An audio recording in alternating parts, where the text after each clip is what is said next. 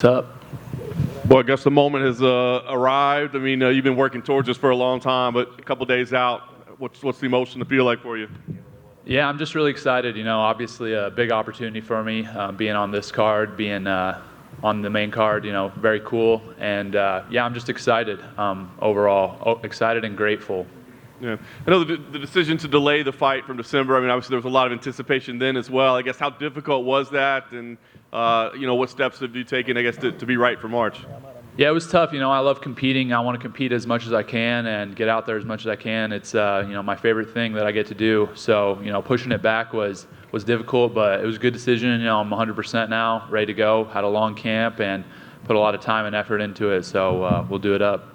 The matchup was kept together. I mean, I don't know that it mattered who you fought. People just wanted to see you fight. But did it matter to you that the matchup stayed together? No, it didn't matter to me. I mean, I'm ready to go regardless of who it is. And you see all the debate, right? Does Bo Nickal deserve to be on this main card, pay-per-view right out of the gate? What do you say when people, ask, do you deserve this?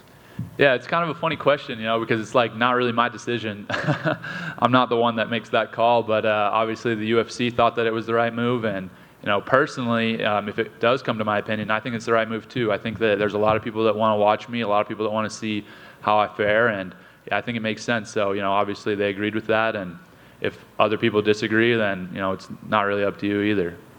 Last thing for me, I guess, how do you define success here in your debut? Is it just victory? I mean, can you grind out a 15-minute decision and be satisfied with that, or do you have to keep this crazy streak of finishes going? I would obviously love to get a finish. I like to fight exciting style and make sure that I put on a good show for the fans. But for me, really, success is just being the best version of myself and performing to the best of my ability. So regardless whether I finish him in a minute or win a decision in 15, I think as long as I perform the best and I feel like I gave 100%, then that's a win in my book. Well, over here. We had Jamie in here earlier, and when we asked, when your name was brought to him, he didn't even know who you were, just because he didn't watch wrestling or anything. And he's since gone and, looked at your tape and everything, but he still just kind of views you as just, a body that he's going to have to fight. Do you think that's the right approach for facing someone like you with what you bring to the octagon?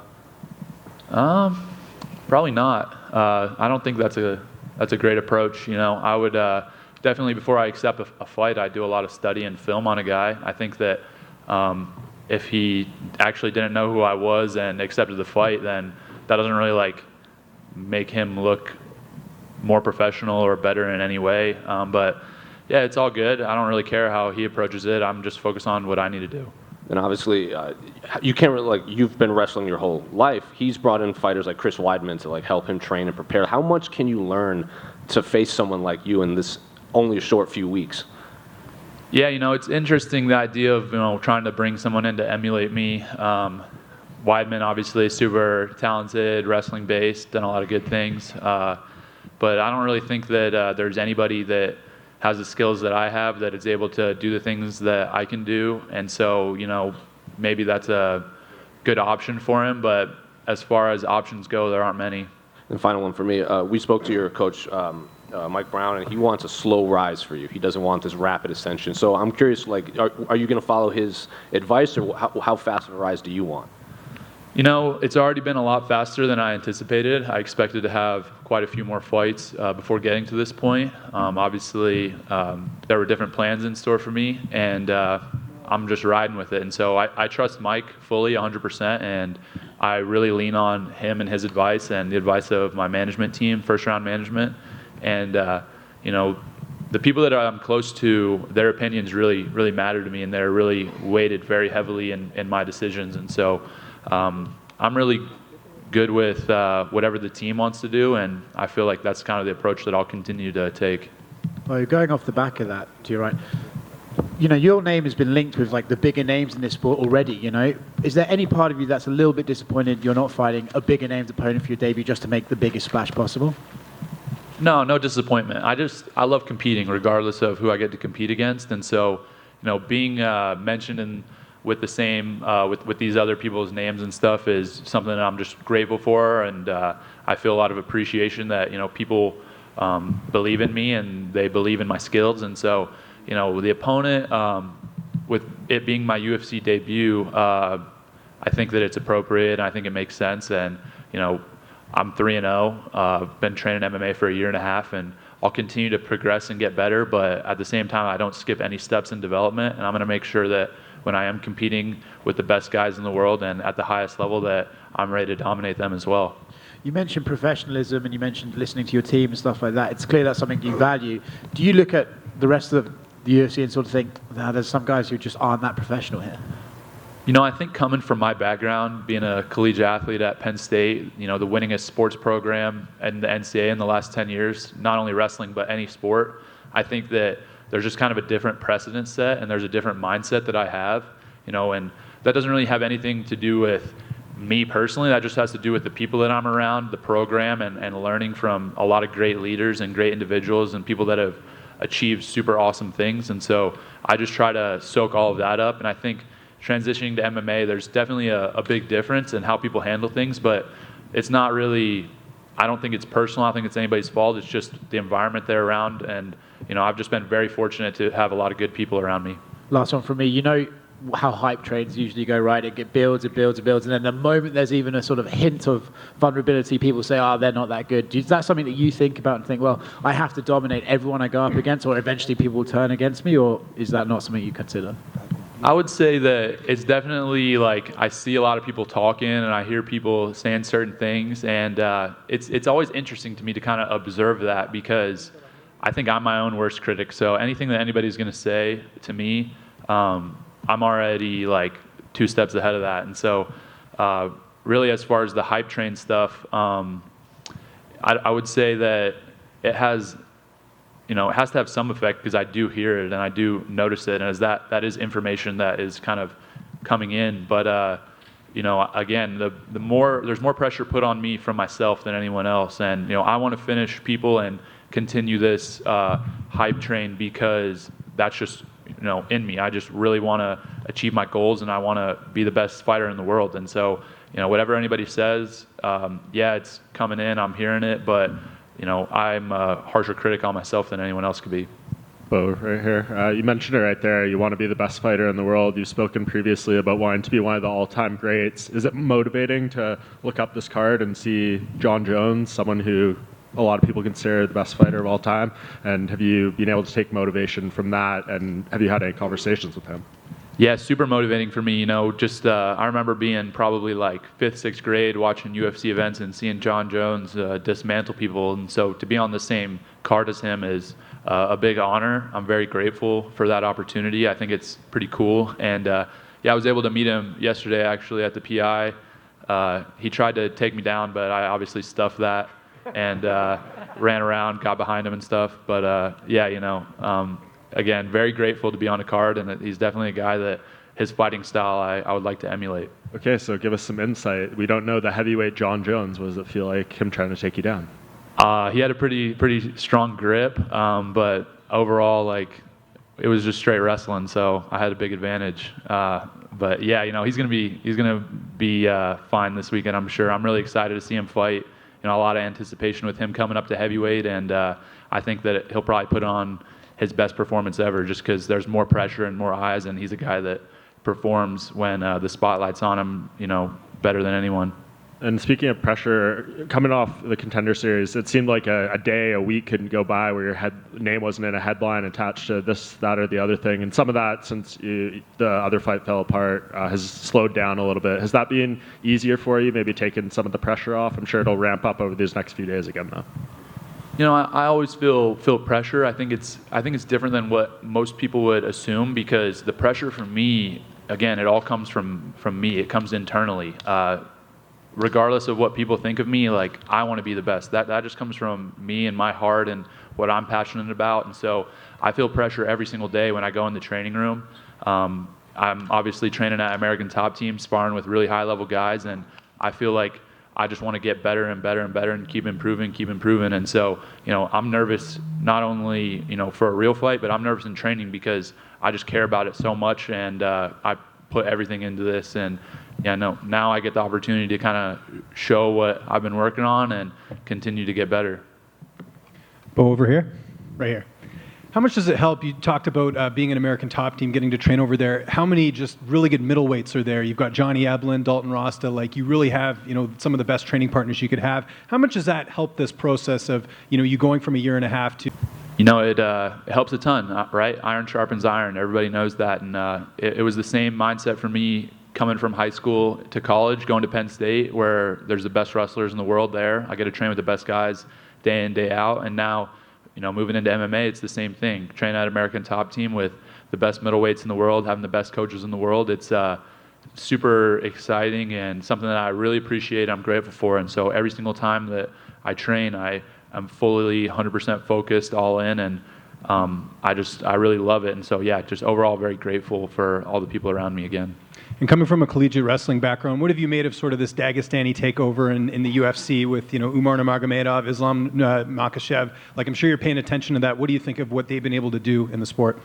Yeah, it's awesome accomplishments that they've had. Those guys compete at such a high level. I think that, the way they compete, I enjoy that intensity. I enjoy seeing the way that they structure their training and really the way they live their lives. Obviously super disciplined and fully focused, all in on and committed to their goal. And so, that's something that's very exciting in the sport, to see people that I think honestly have a very similar mindset to what I have and a similar mindset to what we preach at Penn State. And so, seeing the way that they compete and how high level they've gotten, it's exciting for me because, I want to take my team at American Top Team, Happy Valley, and at Penn State and be the next wave of strong grapplers to come up and start challenging those guys. The focus is on Saturday. What are some of your goals this year? Is it keeping active? Is it getting in the rankings? What are some personal goals that you have for your career so far? Personal goals for my career, like you said, first and foremost, focus on this fight. It's been really interesting just kind of going through fight week for the first time and seeing all the ins and outs and everything that goes into it. It's a lot. So, yeah, thank you to every single person here for putting your effort into it because, for me, coming in from a wrestling background, we get a little bit of attention, but to see all the attention that's on the media and that comes with this is just incredible. But yeah, to move on to my goals, I would say I would like to fight, a few more times this year, stay active, and then probably just, keep getting better. Like I said, my main goal is to just keep improving every single day, and I think that every single fight that y'all will see a completely different fighter out there. Last one for me. Obviously, you got a long ways to go in terms of your UFC career, but we're hearing Khamzat Chimaev coming up to 185 again. Down the line, how exciting of a matchup would that be, facing him just with your styles? It would be huge. I think that obviously he has a lot of attention. He's probably, the biggest, most hyped guy coming up right now that hasn't won a belt yet. And I think that eventually us clashing is inevitable. So, that's something that I visualize in my training and, when I'm in a hard workout, getting my last bike sprint in, getting my last rep in the weight room, I'm visualizing that. And so whether that fight comes in a year or in 3 years or 5 years, whatever it is, I'll be ready. And, I do a lot of visualization, and I see that fight happen in main event in Raider Stadium and, in front of whatever 100,000 people. And I think it would be the biggest event in UFC history. So, only time will tell whether or not we actually get that, but I'm doing everything in my power to make that happen. Hey, bud. Hey, Bo, right here in the back. Very back, I know. Bo, is it difficult not being the only two-sport athlete famously named Bo? I wouldn't say difficult. Definitely enjoy watching high-level athletes compete, especially Bo. So, I watched Bo Jackson 30 for 30, and it was pretty sick. So just, I don't know. Hopefully, I'll be able to continue the namesake and do it some honor. I know that there was once a series, Bo knows takedown, so you haven't necessarily shied away from it, but is it a little annoying people now? Does Bo know striking? Does Bo know MMA? I don't think it's annoying. I think the only thing that's annoying is Nike has that copyrighted, so I can't use it, but it's all good. Final question. Since you shaved your head, how are you dealing with the cold front that's been hitting the western coast? Man, it's crazy. I'm coming from PA in the winter, and I'm like, all right, nice. I got to go to Vegas and enjoy this warm weather, get some sun. And then I come out here, and this is what I get. So it is what it is. But yeah, the shaved head definitely feels clean, so I'm ready to rock. Bo over here. You're one of the largest favorites in UFC debut in history. How does it feel to have the support from the odds makers? Pretty crazy, you know. Definitely feeling a lot of support. Obviously, they believe in me, think I can win, and overall, my transition to MMA. There's been some talk about people hating on me, this and that, but I would say like 95% of the interaction I get is super positive, and a lot of people believe in me. They believe in what I'm doing, especially once they get to know me, maybe listen to some interviews and hear my thought process, or get to see videos of how I train. So, overall, I think that the reception's been super positive. It's something that I'm grateful for, and I think that's reflected in the odds. You're minus 1,400 to win the fight, which is a pretty high price to pay. How do you see yourself winning this fight? I expect to finish. Obviously, I want to go out there and get the finish. I think everybody says that, but for me, that's definitely stays true. And I think I think I said minus in my contenders fight that a minus 3,000 was a steal, and I feel the same about minus 1,400 for the win. But yeah, I would predict a finish for sure. All right, you talked about the excitement on being on the John Jones card. Let's talk about that main event. Who do you have winning it in the main event? I got Jones 100%. No doubt in my mind that he's gonna. Obviously, he had a long layoff, hasn't fought in a while, but I think that he's going to go out there and perform really well. He's a guy, again, that when the pressure's on, he performs the best, and he just knows how to fight. So I knows how to win, and I think that is even bigger than being a great fighter. Is he knows how to win, and so I predict him getting the win, and doing it in spectacular fashion. Right here. So you talked about visualization. And this not being a fight night, being inside T-Mobile Arena, sold out, and a John Jones card, so there's going to be 1 million people in there. How do you visualize how you react to the crowd and just the environment and just how big of an event this is?